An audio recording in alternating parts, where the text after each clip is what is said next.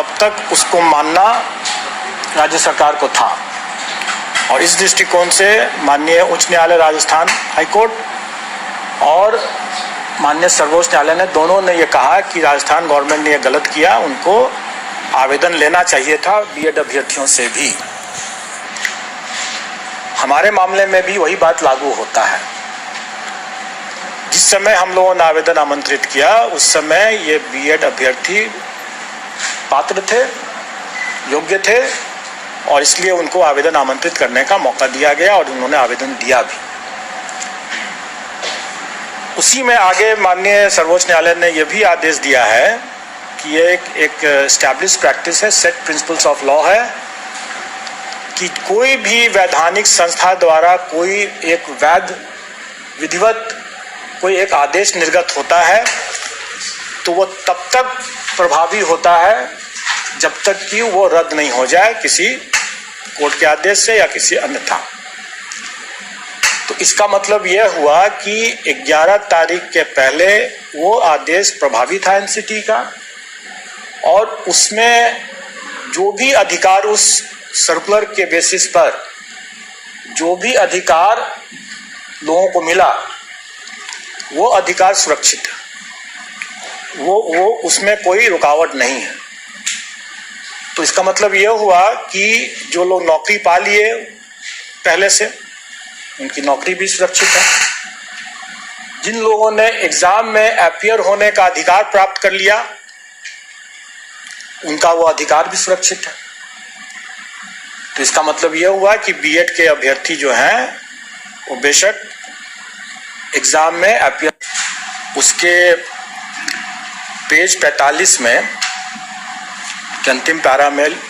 स्पष्ट लिखा हुआ है कि राजस्थान गवर्नमेंट ने बीएड अभ्यर्थियों से आवेदन नहीं लिया, उनको रोक दिया आवेदन देने से। ये गलत हुआ क्योंकि उस समय एनसीटी का जो गाइडलाइन था वो प्रभावी था और जब तक गाइडलाइन प्रभावी है तब तक उसको मानना राज्य सरकार को था। और इस दृष्टिकोण से माननीय उच्च न्यायालय राजस्थान हाईकोर्ट और माननीय सर्वोच्च न्यायालय ने दोनों ने ये कहा कि राजस्थान गवर्नमेंट ने ये गलत किया, उनको आवेदन लेना चाहिए था बीएड अभ्यर्थियों से भी। हमारे मामले में भी वही बात लागू होता है। जिस समय हम लोगों ने आवेदन आमंत्रित किया उस समय ये बीएड अभ्यर्थी पात्र थे, योग्य थे और इसलिए उनको आवेदन आमंत्रित करने का मौका दिया गया और उन्होंने आवेदन दिया भी। उसी में आगे माननीय सर्वोच्च न्यायालय ने यह भी आदेश दिया है कि ये एक एस्टैब्लिश प्रैक्टिस है, सेट प्रिंसिपल्स ऑफ लॉ है कि कोई भी वैधानिक संस्था द्वारा कोई एक वैध विधिवत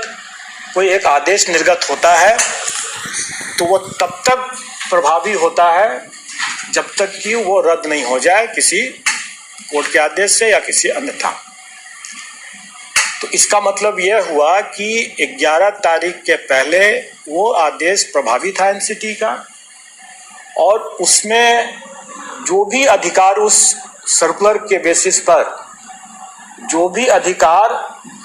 लोगों को मिला वो अधिकार सुरक्षित है, वो उसमें कोई रुकावट नहीं है। तो इसका मतलब यह हुआ कि जो लोग नौकरी पा लिए पहले से उनकी नौकरी भी सुरक्षित है, जिन लोगों ने एग्जाम में अपीयर होने का अधिकार प्राप्त कर लिया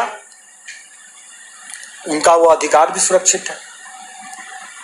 तो इसका मतलब यह हुआ कि बीएड के अभ्यर्थी जो हैं वो बेशक एग्जाम में अपीयर